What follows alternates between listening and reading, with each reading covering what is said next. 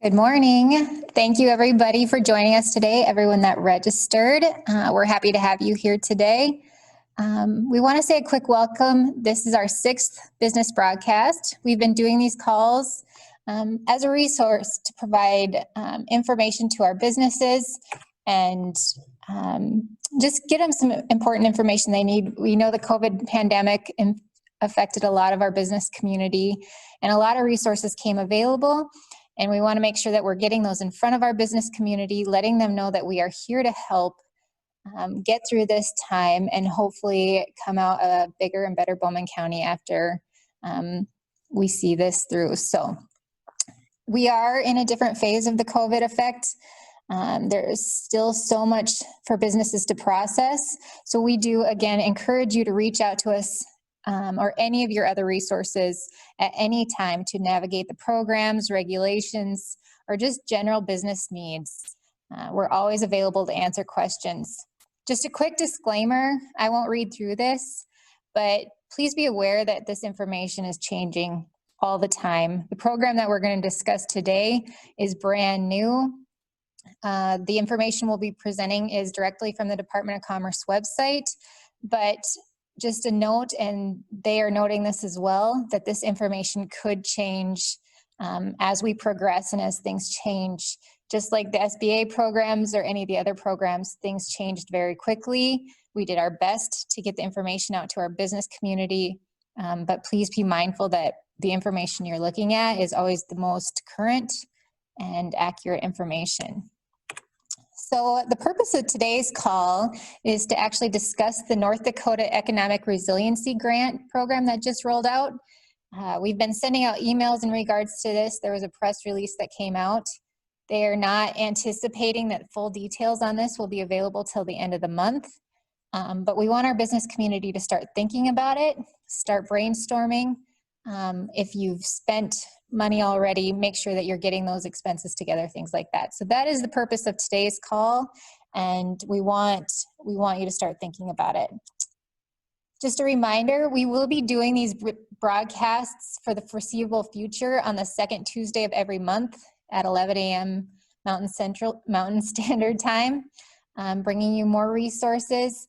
We'd also like to roll in some updates on what's going on at the Development Corporation. We like that this avenue gives us a chance to talk directly to you. And so we hope to talk about programs that we have available here as well.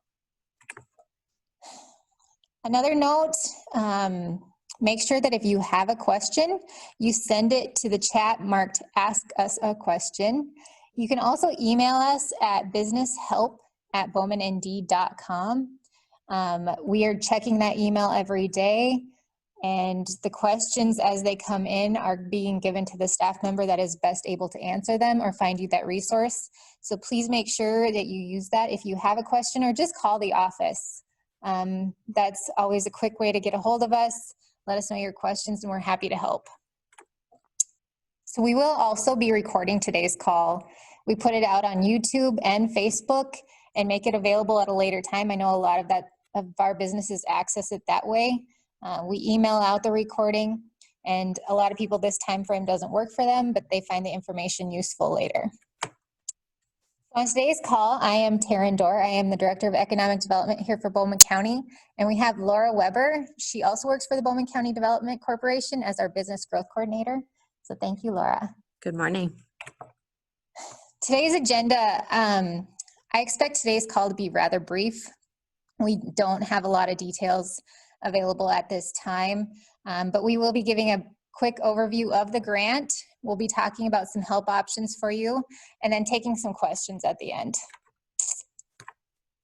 So the program we're speaking of, the North Dakota Economic Resiliency Grant, it was made available to private companies operating in North Dakota for costs associated with improvements to their business for the purpose of reducing the spread or infection and instilling consumer confidence in the marketplace. So please note the wording on this. It will be very important when it comes to grant time and what you're asking to get paid for. This is a grant. It is not a loan. There is at this time no match requirement being discussed. So it would be $50,000 per eligible business, and up to $100,000 if you have more than one location in the state of North Dakota. That cannot be other states, that is just the state of North Dakota. So eligible businesses would be those that have a consumer and a marketplace. You can be a nonprofit.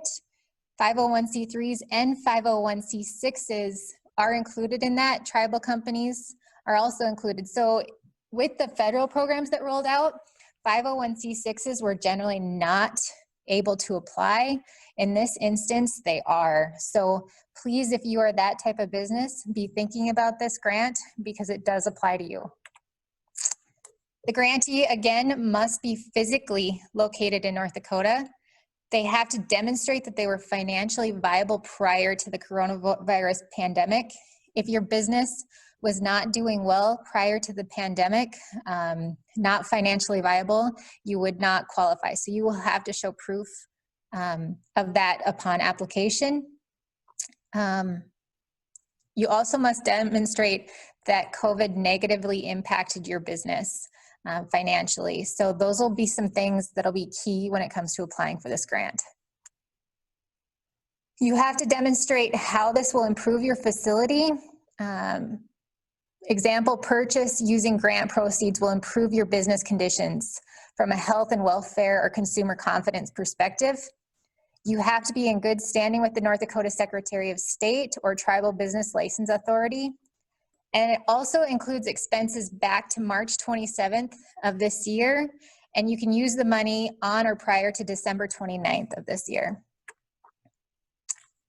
Ineligibility, so government entities such as counties, cities, schools, universities, not eligible for this program.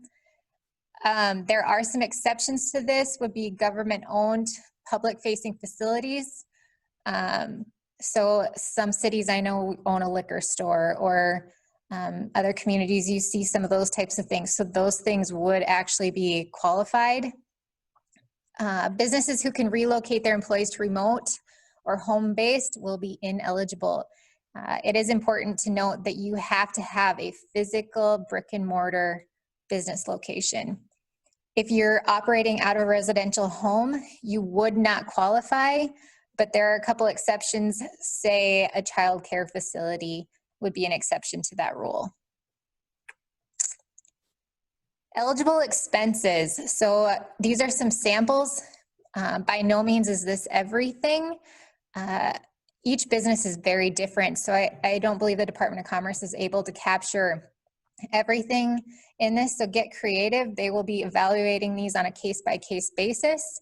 Please run it by our office. We are happy to help brainstorm those types of things. But just to throw out a couple ideas of direct investments, that word is very important. That would be touchless payment systems or document signing systems, automatic faucets, toilets, door kicks, technology to manage takeout or drive-through orders, improvements that create distance between customers or employees, and partitions between workers who cannot be socially distanced. Some other ideas would be PPE equipment, excuse me, UV sanitizers, and temperature checking equipment. These are just examples. Again, you are the closest to your business and to your customers, and you will have other ideas. Ineligible expenses. So just a reminder, it has to be a direct investment. This cannot be marketing or advertising costs. It is not intended to cover payroll or refinancing debt, operating costs. These are things that were covered in other programs. When they rolled this program out, they wanted to cover things that you could not get covered in other programs. So those, the PPP program is still available and out there, and so those expenses can be covered in other ways. This is not intended for those. So we just want to give a couple samples of what can be included. We wanted to give some pictures. I know sometimes these things help. If your employees need equipment to keep them safe, if they need face protection, if they need PPE gear, those types of things, that is covered. If you already invested in it after March 27th, start finding those receipts, those can get covered in this grant. These are just a couple example pictures. If you are watching Zoom live, you can see we will also be releasing these slides out on Facebook. This picture right here is a picture of a grocery store. I know a lot of our businesses, I've seen it, have shield guards between the employee and the consumer. Those are a qualified expense. I know a lot of businesses have traffic directional markers. Those are something that you're seeing in a lot of different places. This is to help reduce the spread. Those types of things, if you're looking at an investment, could be covered. If you are a hotel or if you are a bank or might have a line, there might be some investments that you make to help control the traffic flow of a line. If you can see this picture right now, not sure this one would be covered, but we thought it was kind of a cute idea. These are bumper bars. They keep people socially distanced. It's a little inner tube around their waist to keep them apart, but this is a legitimate thing. I'm not sure the Department of Commerce would cover this. So this is a little bit of a teaser. We'd have to make I think a special request. It might not be a line item, but you never know. Gyms, I think this is something that there's a lot of concern about how you keep people separated in gyms. They're putting things on floors, how you're keeping people apart in a gym. This would be a business that could definitely take advantage if it helped with consumer confidence. Desk areas, this is another big one. If you have people in a co-working environment that is wide open, you might want to consider putting in dividers on your desks. There's a number of different ways that you can rearrange to just stop the spread within your work environment. And we put in a couple examples of what like a cubicle style or guards in between desks could look like. And these are key for those places that can't set desks or employees 6 feet apart. Correct. Naturally or within their capacity. This is one idea that we hope highly gets considered. The addition of outdoor seating for restaurants, bars, this is key. I think a lot of people are feeling more comfortable if they're able to sit outside. We are in a traveler season right now, and getting people to stop if they have the option of outdoor seating would be a very good consideration for a lot of our businesses to make. Covering the cost of those tables and chairs to sit outside and make that customer feel more comfortable. I'm going to turn it over to Laura. She's going to talk to you a little bit about if you want help on this program. And so as Taryn mentioned, I think it's important to remember that there are going to be some really obvious examples of what can be used and how it can be pertaining to your business, but I do think there could be some creative uses. And so the Small Business Development Center is available to assist businesses to review even your expenses from March 27th moving forward. Is there things that would be applicable? And then also helping create plans and ways to make sure that if you do receive the funds, that you use it in the way that you can make sure to get the maximum benefit of the full grant or up to the amount that you see that you can use in the foreseeable future. And so that's just one option. Of course, your accountant can be extremely helpful as far as helping you pull expenses or reports that you may need in order to quickly identify if anything would qualify. And then your lender as well. Your lender hopefully has a good tab on what you've got going on financially. And even I think all of those relationships maybe grew a little bit stronger through some of the PPP applications.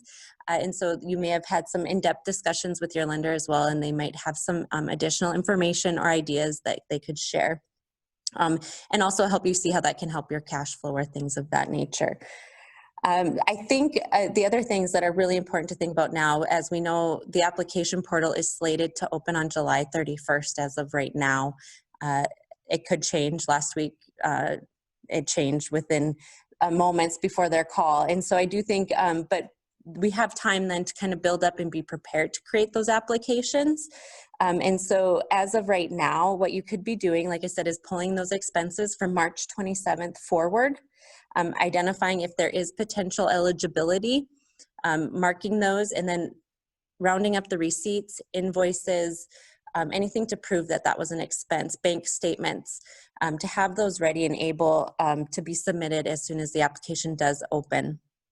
And then also it's important to start thinking about how you could use the funds moving forward as well. So it doesn't only have to be things that has already happened in the past, but they're open to looking at things that you could use moving forward. So those would be like plans for floor plan changes, desk rearrangements, for the, using the dividers. But those things all take a little bit of time to put together.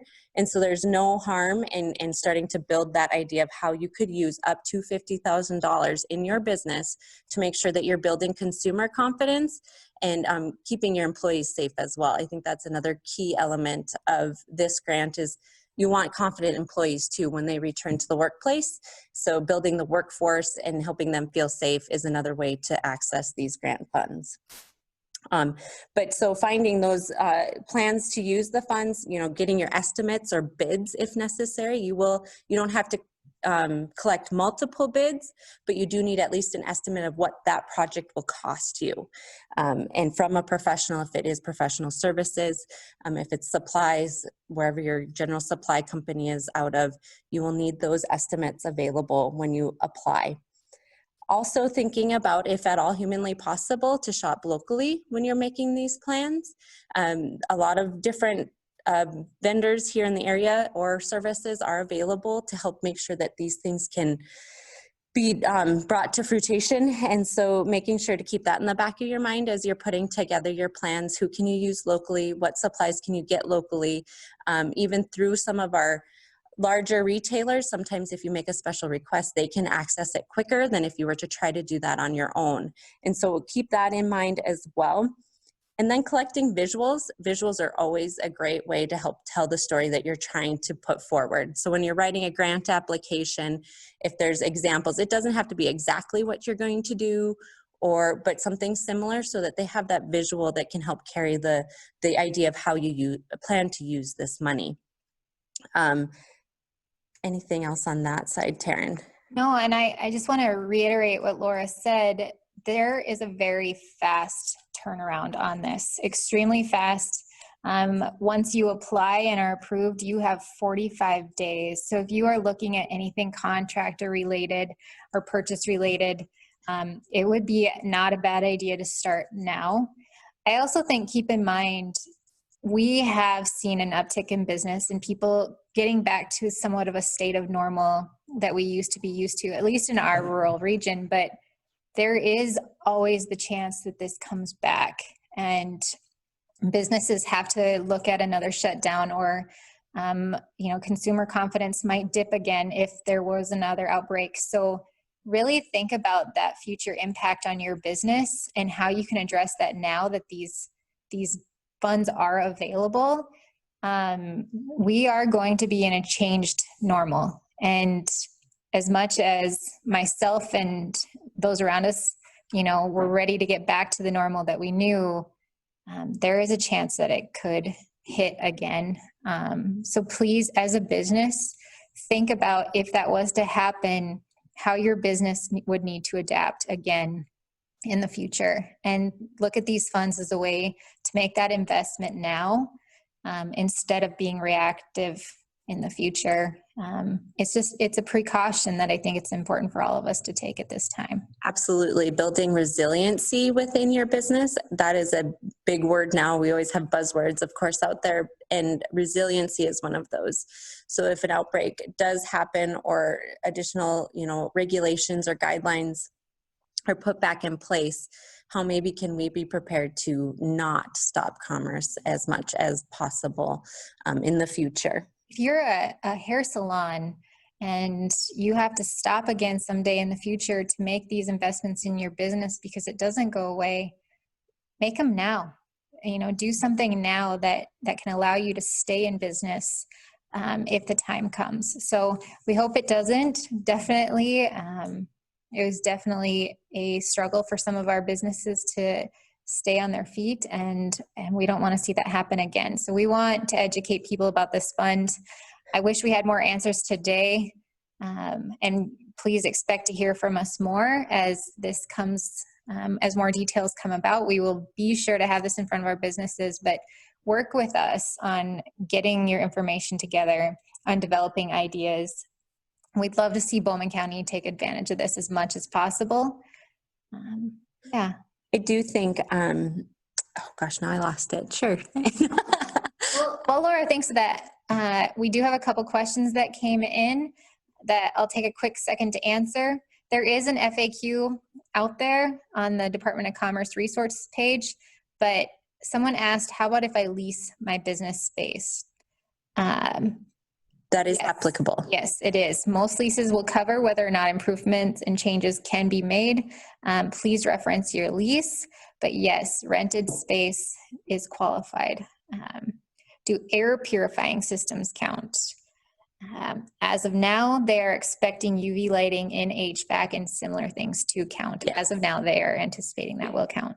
They may have some stipulations on what, hopefully being able to verify that it is a product that will provide the type of protection that people are looking for. But yes, they are expecting that to be an option. And I do think something important too to think is, as part of this grant, yes, you have to expend the funds within 45 days of awards, but that doesn't mean you are buying only for that period of time. You can plan out for an entire year of whatever that might be, whether it's your face masks or gloves or any of those types of expenses. Think towards the future, as we've mentioned, just so that you're making sure to take full advantage of the opportunity. Right.